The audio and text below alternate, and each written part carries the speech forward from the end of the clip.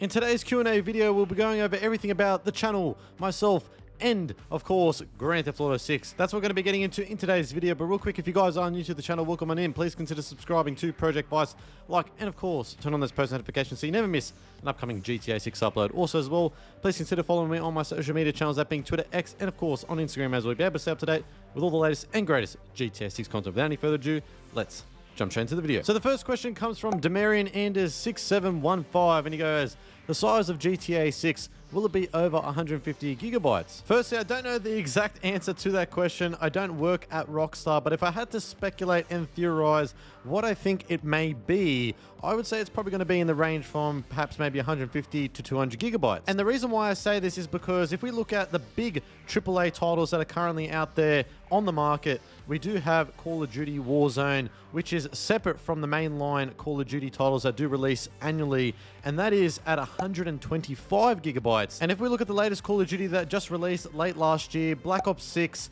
is at 85 gigabytes. So I'd assume, and correct me down in the comments section if I am wrong on this, but from what I can understand, Black Ops 6 does include the mainline campaign, the multiplayer, and zombies as well, which does equal to 85 gigabytes. Plus, if you do play Warzone Online, 125 gigabytes, that equals to a total of 210 gigabytes. We don't know what Rockstar's approach is with GTA 6, if they are going to separate GTA 6 and GTA 6 Online from what we presume it is going to be called. But if we had to total those amounts, let's say if they do separate it, let's say GTA 6, the mainline story with everything included, Vice City, Leonardo, the whole map itself, I would say that that is probably going to be in on of itself probably 100, 125 gigabytes, sort of like Warzone.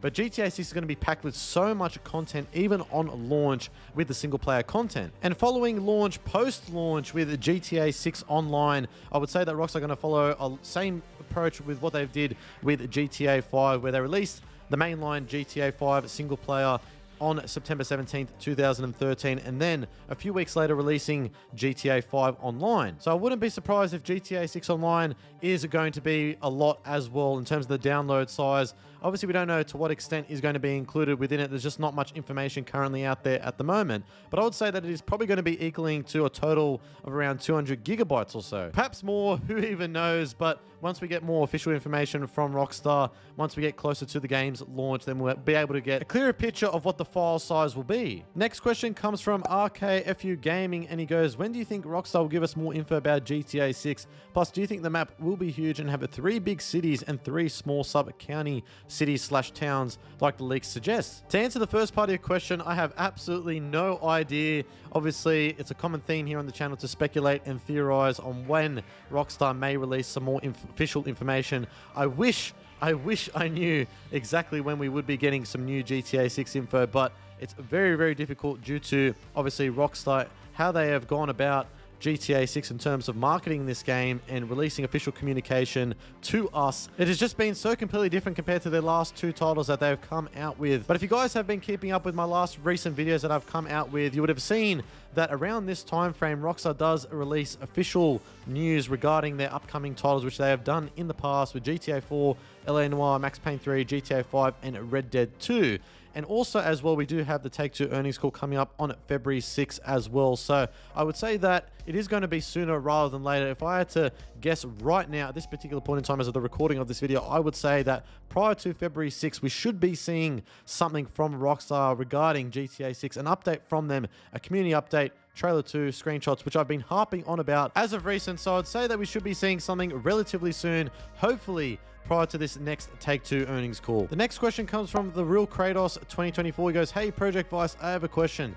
Since Lester Crest is now retired in GTA Online, do you think he'll be mentioned in GTA 6? Look, it's always a possibility that Lester Crest could be in GTA 6. It's a possibility for any character that has been in past GTA titles within the HD universe to return. We do know that currently at the moment, based off the last GTA Online DLC that released late last year, the Agents of Sabotage, we know that Lester sells the Darnell Garment Factory to our GTA Online protagonist, and then we receive an email from Lester saying, I have a bottomless margarita in one hand and a receipt of sale retail for the old factory in the other. I should have guessed it would end up in your hands. Just about everything else in the city has nothing beats retirement though. And then below that he goes, P.S. Georgina says hi, with an image attached with himself and Georgina. So it seems by now that him and our GTA Online protagonist have stopped robbing the Diamond Casino and he's living it up in retirement, sipping on margaritas. So that's what we currently know of at the moment. Is he sipping on margaritas in Vice City? Perhaps maybe we might see him make an appearance within Vice City. I would say that that is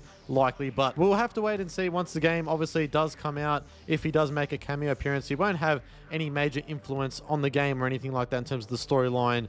Considering he has been in GTA 5, I doubt that any of the other protagonists, that being Michael, Franklin, Trevor, or even Lester himself, would have a major or minor role within the game's storyline. The next question comes from Azar Gushev, and he goes, what is your wish list for the next Grand Theft Auto installment?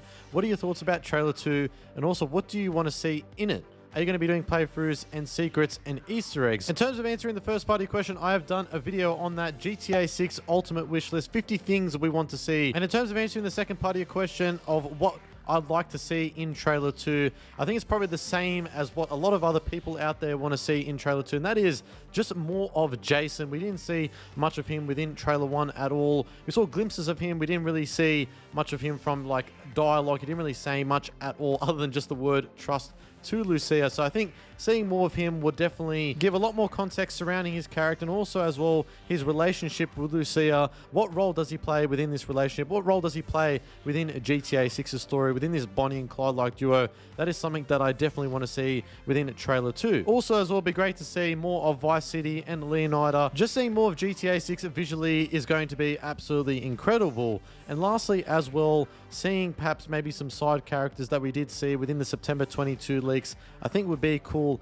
as well, because GTA 5's Trailer 2 did showcase minor characters that did feature within the storyline. And in terms of answering your last question, am I going to be doing playthroughs and Easter eggs? Of course I'm going to do that. I'll make sure to be doing a playthrough, and of course as well going through the Easter eggs, scattering everything that we can possibly find within Vice City and Leonida. It is just going to be stacked. There's just going to be so much content. We're not going to know what we're going to be doing with ourselves. A lot of people are going to be taking days off playing GTA 6. That is for sure. Probably even weeks. Next question comes from MRZ Everything, and he goes, if GTA 6 gets delayed, what's the latest you'll expect it to release? Well, currently at the moment, we know that officially the game is set to launch in fall of this year, which is between the timeframes of September to December. But if it does get delayed, I would say the latest that the game could get pushed back by is potentially from mid to late 2026. I don't want to be the bearer of bad news. I would say that that is a very unlikely scenario, but worst case scenario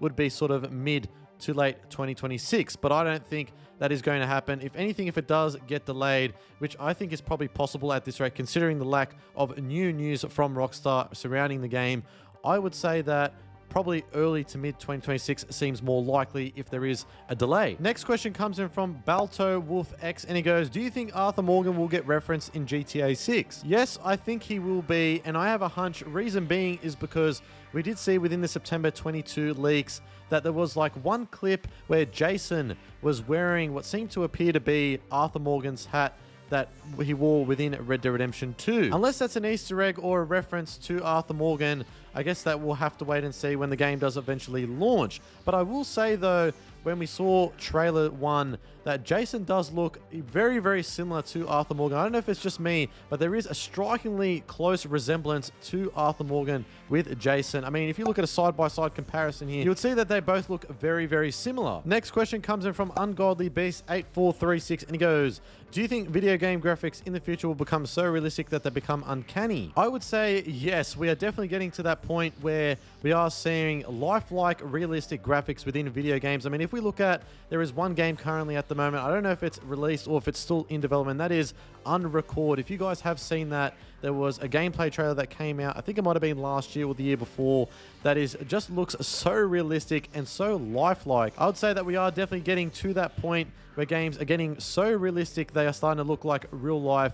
We are very, very near that point. Next question comes in from Gabriel Som, and he goes, do you think that at the end of the game we'll have to choose whether Jason or Lucia lives? I'd like to see something similar to RDR2. Say hi to Brazil. We're looking forward to GTA 6. First of all, hello to Brazil and all my Brazilian fans watching my content. Shout out to you guys over there. But in answering your question, we know that GTA 6's story with Jason and Lucia is inspired by the famous Bonnie and Clyde, who were known for robbing stores throughout the early 1900s. And their death resulted in them getting killed in a blaze of gunfire by various law enforcement for all the crimes that they have done. Now, considering Rockstar is taking inspiration from this Bonnie and Clyde-like duo in real life, I don't think that Rockstar are going to follow a similar pattern where they're going to copy the exact same outcome where Bonnie and Clyde died how they did. But with that being said, though, I'd say that there is a likely scenario where we may see one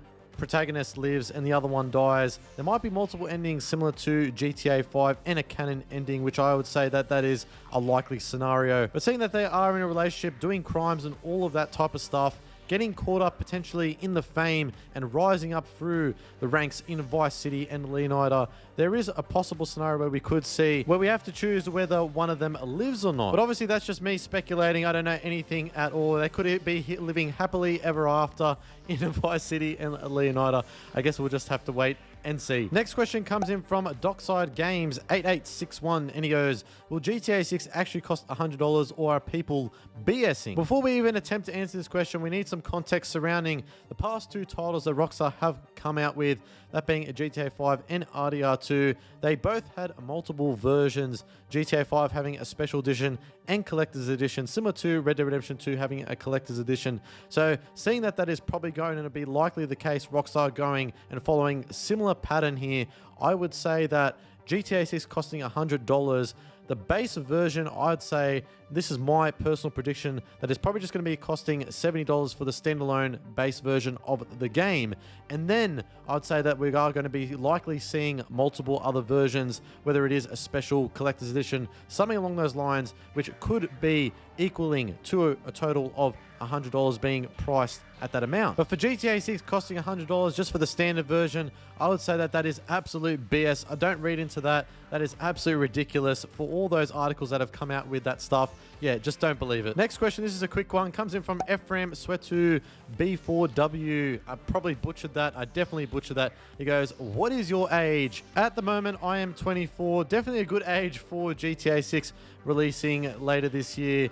And hopefully by the time GTA 7 comes out, hopefully I don't have any gray hairs.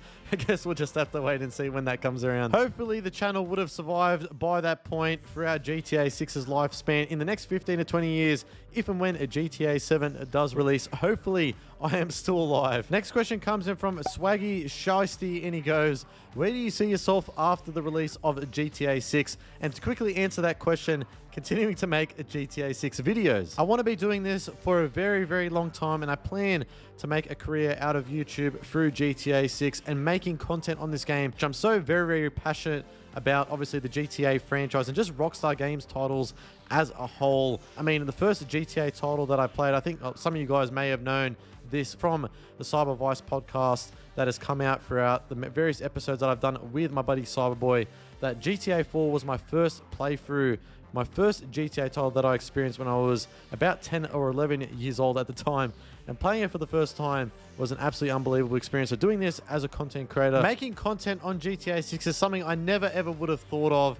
But I'm so glad that I started this channel up back in August of 2022, which is absolutely crazy that it's going to be nearly 3 years since this channel has been up and running. But yes, like I said, I do plan on being here for a very, very long time, doing GTA 6 content for all you guys out there. I want to make sure that this is my thing for the future. Next question comes in from Counterclockwise00, and he goes, what made you get into YouTube/content creation? Thank you for your question. To simply put it, the reason why I wanted to get into YouTube and just content creating as a whole is because this platform allows me to voice my opinions, allows me to have that freedom to say whatever I want for the most part anyways, and just allowing myself to give anything, any thoughts that I have in regards to, of course, in this case, GTA 6, covering it here on the channel. But yeah, just having that freedom to say what I want is something that I definitely do like. Also, as well, second to that, making content on something that I am very passionate about, that being, of course, GTA 6, which I've been covering here on the channel for quite a long time now. And the game's still not even out, which is absolutely crazy.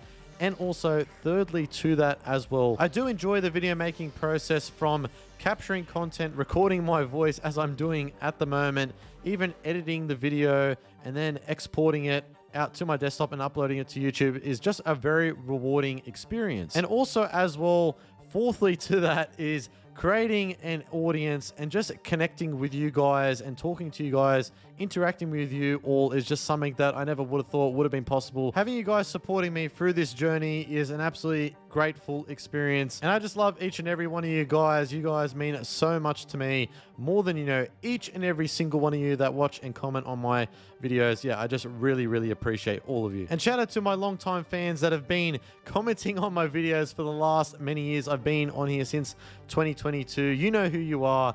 Thank you to all of you guys that have been here from the early start when I did start back up in here. I mean it from the bottom of my heart to each and every one of you guys out there. I seriously and genuinely appreciate all of you. Next question comes in from Johannes Esterhuizen, GTA 6 enthusiast, long-time supporter of the channel. Thank you for your comment, my friend.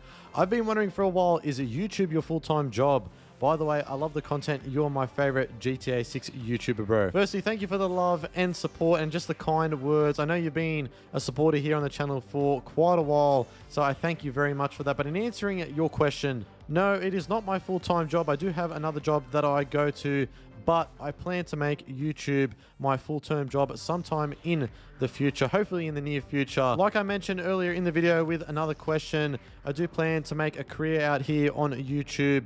But yeah, just hopefully it does come to fruition and works out.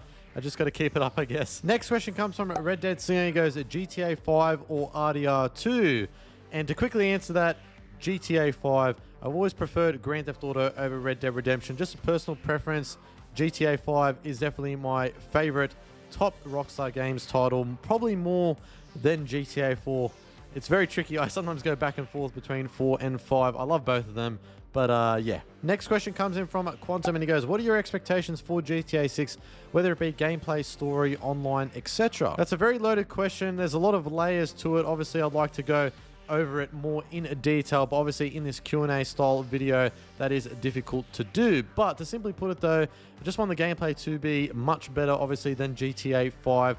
That is a given. But to have much more of a different experience in comparison to GTA 5. I think if it's more grounded, if we see more of a grounded approach in terms of the gameplay, obviously I want it to be fast, I want it to be smooth gunplay, sort of similar to Max Payne 3. I think that is something that I'd love to see in terms of my expectations for this next GTA entry. And in terms of the story, I'd hope to see a grounded approach as well. I think the problem with GTA 5 in terms of the story was that it seemed like at times that it didn't take itself too seriously. I think that was the approach that Rockstar went with, satirizing Los Angeles and Hollywood as well. I think that was the approach that they went for within that game.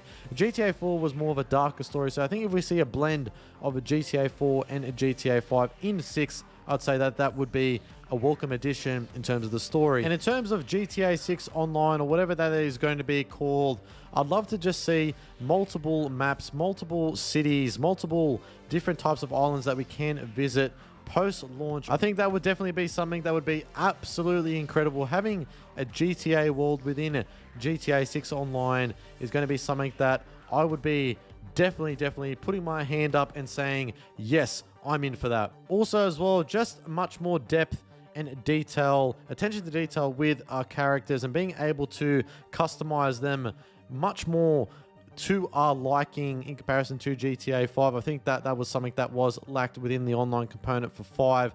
And within 6, hopefully we do see much more of that. An ability to own different types of apartments, but also houses such as mansions or something along those lines, I think would be absolutely fantastic. Because within GTA 5 Online at the moment, it's so grindy. Everything is just all about making money and doing that. And within 6, hopefully there is a focus on doing that. That is an important component. But also as well, I think we need to have within GTA 6 Online, hopefully doing things with friends and doing those side activities, playing those sports or whatever, those new sports within GTA 6. Hopefully we do see some new ones in there. But also things like that, I think would be great within the online component. Also as well, another thing I think is going to be pretty cool if Rockstar does include it within GTA 6 Online, and that is live events. I did make a video on this. I think it might have been maybe a year ago or so, something along those lines, where we could potentially see live events within GTA 6 Online, similar to those Fortnite live events where you do see like the weekend Eminem or whoever other celebrity, any other type of musician does make an appearance within Fortnite. Hopefully we do see that, something like that within GTA 6 Online. I think would be absolutely awesome, and I think it would be so cool to see us playing in Vice City, in Leonida, and interacting with these famous celebrities and or musicians. Could you imagine if Dr. Dre is playing in a nightclub and our GTA Online protagonist gets to go inside that nightclub while he's playing live? How sick would that be? That would be so innovative. That would be absolutely an incredible experience. I think Rockstar could pull it off. They have the financials, they have the backing from Take-Two, and they have the world-class talent, the technology implemented within GTA 6, the Rage 9 engine, all of that on the current gen hardware that we have. I think that that could be an absolutely incredible experience to see within online. Next question, do you think Rockstar will limit players from exploring the entire world from the beginning of the game? All the islands until GTA 5 had to be unlocked through missions. I can imagine a scenario where Lucia is stuck in prison or Port Gellhorn until something happens in the story. Yes, I do see a scenario where Rockstar does limit us from a certain radius where we are unable to perhaps maybe explore certain parts of the map. Perhaps maybe there might be some type of geo-locking or something along those lines, because we have seen Lucia's ankle monitor that is being featured within the GTA 6 official artwork, but also as well, considering she is, from what we know within trailer 1 anyways, based off that she is in custody. So I do see a world where Rockstar potentially may limit us from exploring certain parts of the map at the start of the game, similar to what they've done with Grand Theft Auto Vice City, where they prevented you from exploring certain parts of the map, and they came out with that weather warning. Also as well with GTA 4, there was a terrorist warning, and that's why they closed off certain parts of the map within that title as well. So I do see GTA 6 potentially following a similar pattern there